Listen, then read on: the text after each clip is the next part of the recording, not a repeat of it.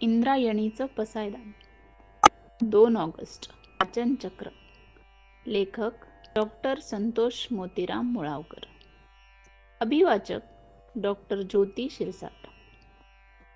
वाचावं काय, का, कसं, किती, केव्हा आणि कुठं या प्रश्नांची उत्तरं ज्याला सापडतात त्यालाच वाचता येतं.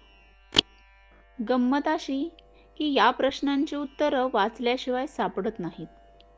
आणि खरंच वाचल्यावर आपल्याला लक्षात येतं की आपल्याला पुस्तकं वाचता यायला हवीत. पुस्तकाबरोबर ओसंडून वाहणारा परिसर वाचता यायला हवा. या परिसरातील जैविक, अजैविक वाचता यावीत. त्यांची सुख दुःख वाचता यावीत. या परिसरात गुंतलेला, स्वतःला परिसरात गुंफणारा माणूस वाचता यावा. माणसांचं हसरेपण दुखरेपण वाचता यावं. माणसांचं सामान्यत्व, असामान्यत्व आणि अपसामान्यत्व ही वाचता यायला हवं. प्रकृती, संस्कृती आणि विकृती ही वाचता यावी. त्याशिवाय प्रकृती जपता येणार नाही. प्रकृतीला समृद्ध करता येत नाही. संस्कृती जपता येणार नाही. संस्कृतीला अधिक सुसंस्कृत करता येणार नाही. आणि विकृतीलाही दूर सारता येणार नाही. विकृतीचं उन्मूलन आणि निर्मूलन साधता येणार नाही. वाचन ही अवघ्या विश्वाशी होणारी थेट भेट असते. या थेट भेटीमध्ये आपुलकी असते. वाचनामुळे आपण महावीरांशी मनमोकळेपणे बोलू शकतो. अहिंसेचा हळुवार सुगंध आपल्या मनामध्ये भरून घेऊ शकतो. अहिंसेच्या हळुवार स्पर्शानं स्वतः पुलकित होऊ शकतो आणि इतरांनाही पुलकित करू शकतो. वाचनामुळे आपण बुद्धीशी वैचारिक सुसंवाद साधू शकतो. करुणेची स्पंदनं आपल्या हृदयात भरून घेऊ शकतो. करुणेच्या ओलाव्याने सगळ्यांचा मित्र होऊ शकतो आणि सगळ्यांना मित्रही करू शकतो. वाचनामुळे आपण श्रीकृष्णाला गीता विचारू शकतो. निरपेक्ष सावलीचं झाड होऊ शकतो. हे सावलीचं झाड निरपेक्षतेने सगळ्यांपर्यंत नेऊ शकतो. वाचनामुळे आपण येशूशी प्रेमाचे 2 शब्द बोलू शकतो. क्षमा करणाऱ्या येशूच्या नेहमी सोबत राहू शकतो. वाचनामुळे आपण पैगंबराला हाक मारू शकतो. पैगंबरासोबत समतेची खैरात करू शकतो. वाचनामुळे आपण संतांशी अभंग होऊ शकतो आणि संतांची ओवीही होऊ शकतो.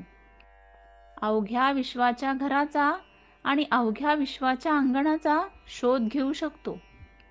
त्या अंगणात आपण मोगरा लावू शकतो. वाचनामुळे आपण ऋषींच्या अंतरंगातलं अंतरंग होत तत्वज्ञानाची सूत्र मांडू शकतो. वाचनामुळे आपण मुनींच्या मनातल्या सुमनात शिरत त्या सुमनातला सुगंध संकलासाठी दरवळू शकतो. वाचनामुळे आपण प्रयोगातल्या शास्त्रज्ञांसोबत प्रयोग करू शकतो. स्वतःवर शास्त्रज्ञांचा संस्कार करू शकतो. ज्यांच्याजवळ असतो विचार तो होत नसतो कधीच लाचार. वाचनातून स्वतःच्या विचार संश्लेषणासाठी मूलद्रव्य मिळतं. विचार संश्लेषण हे आचार संश्लेषणासाठी प्रेरक ठरतं.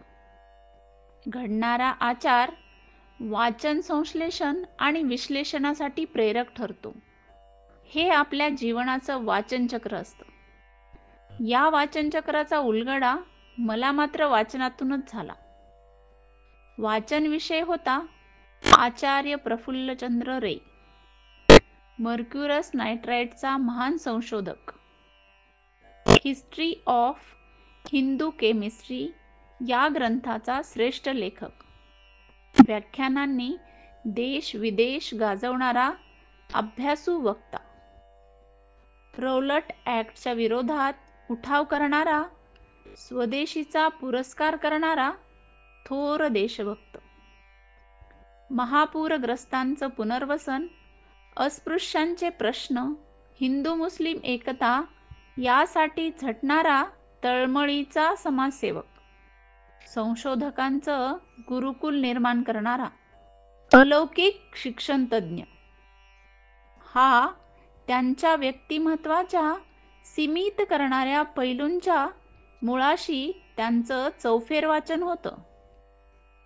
2 ऑगस्ट 1861 ते 26 जून 1944 हा त्यांच्या आयुष्याचा कालखंड म्हणजे वाचनचक्राचा वाचनीय कालखंड होय.